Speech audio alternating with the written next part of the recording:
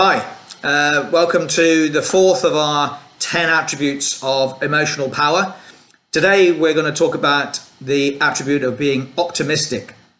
A very, very difficult thing to do in our challenging, tough times of COVID-19, the coronavirus, and for people out there in LinkedIn land and in Facebook land and anywhere else where you might be looking at this, to be optimistic when millions of people have lost their job have got to be one of the most difficult things to do. Yet I think optimism is probably one of my favorite, if that's the right word, favorite of the emotional power attributes. Why? Well, it enables us to have courage in the face of adversity. And nobody on this planet has faced such adversity in such a way on such a global scale as we do right now. So being optimistic gives us that courage.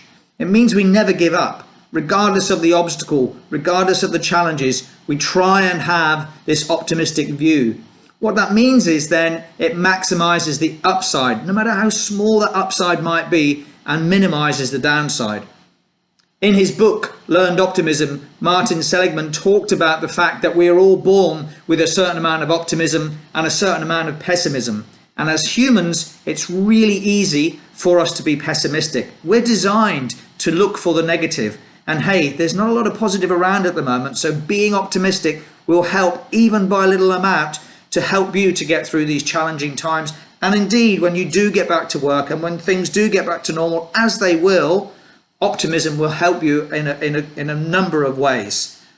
So, how can we be more effective at being optimistic? Well, one of the things, as my good friend Anthony Bonici would say, is that we shouldn't catastrophize. We shouldn't make mountains out of molehills. We can easily do that, and it's human nature to do that. But instead of saying, what if this is going to happen, and what if that's going to happen, we try and say, well, what if the positive thing would happen? What's the good thing to come out of these situations that we find ourselves in? Focus on what is going right. And in the current situation we find ourselves in, those things that are going right may be tiny, but focus on what might be going right and what can go right rather than what goes wrong. And I guess one of the big things we're all learning out of this is that we should put failure down to a learning experience.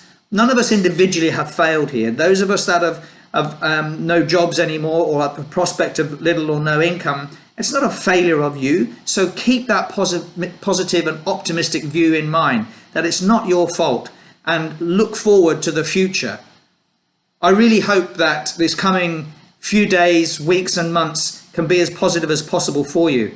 And after the weekend, I'll be back on Monday with another attribute of the 10 attributes of emotional power. In the meantime, stay safe and wash your hands.